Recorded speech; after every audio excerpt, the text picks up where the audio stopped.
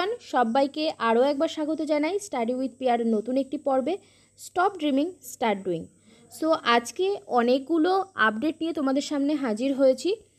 WBPSC clerkship কবে পরীক্ষা হবে, মিসলেনিয়াস কবে হবে, সমস্ত আপডেট তোমাদের সঙ্গে শেয়ার করব। এছাড়াও ফুড এসআইয়ের কী হলো কেস করার পরে সেটাও জানাবো, এবং তার সঙ্গে কলকাতা সিভিল কোর্টের ফর্ম ফিল আপ নিয়ে কী অভিজ্ঞতার সম্মুখীন হয়েছি আমি সেটাও তোমাদেরকে আজকে শোনাবো। তো প্রথমে আসি ফুড এসআইয়ের কথায়।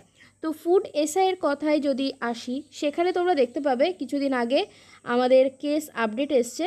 তো সেখানে সিআইডি হস্তক্ষেপ করেছে, এটা তোমরা জানতে পেরেছো। তো সিআইডি হস্তক্ষেপ করার পরে এখনও পর্যন্ত দুজন কিন্তু আটক হয়েছে, দুজনকে গ্রেফতার করা হয়েছে এই দুর্নীতির জন্য।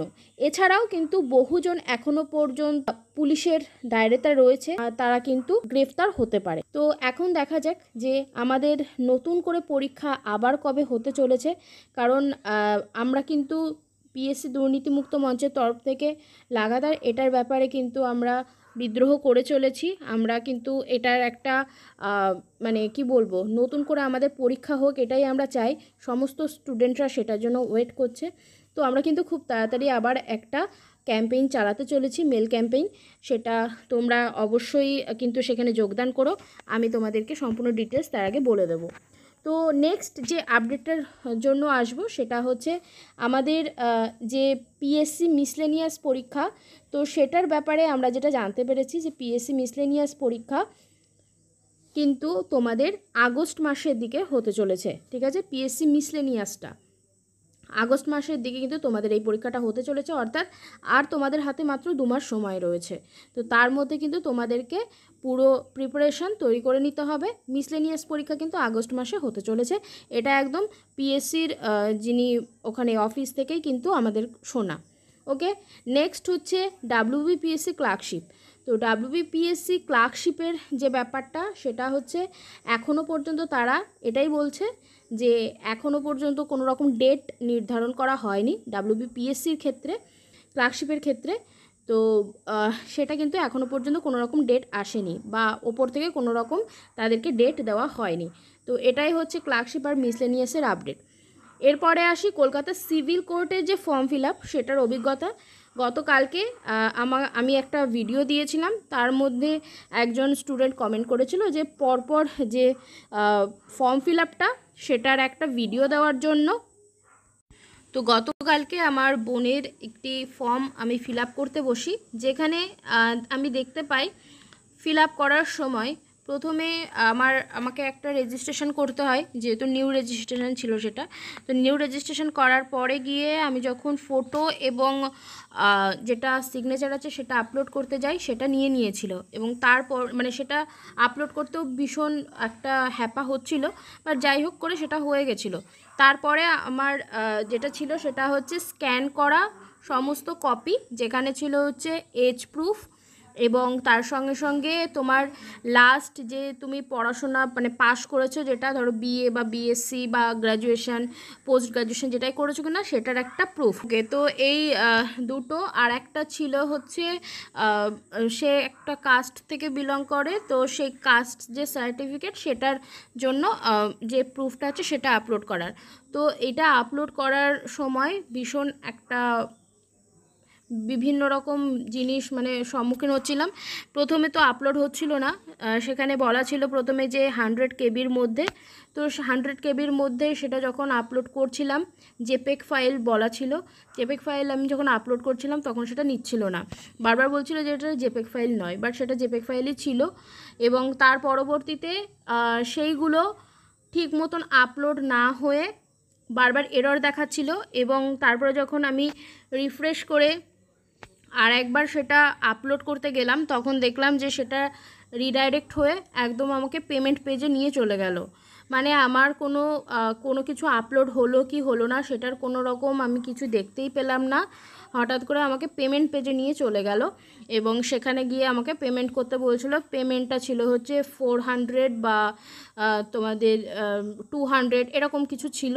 তো যার যেটা ছিল কাস্ট অনুযায়ী সেরকম একটা পেমেন্ট চাইছিল। তো আমার বক্তব্য যে যখন আমি ঠিক মতন করে ঠিকঠাক করে আমার আপলোড হয়েছে কিনা সেটা আমি দেখতেই পেলামই না, এবং প্রত্যেকটা যে সেকশান আছে সেখানে তো আমি আপলোড করিই নি, তাহলে আমার কি করে পেমেন্ট পেজে সরাসরি সেটা রিডাইরেক্ট হয়ে গেল।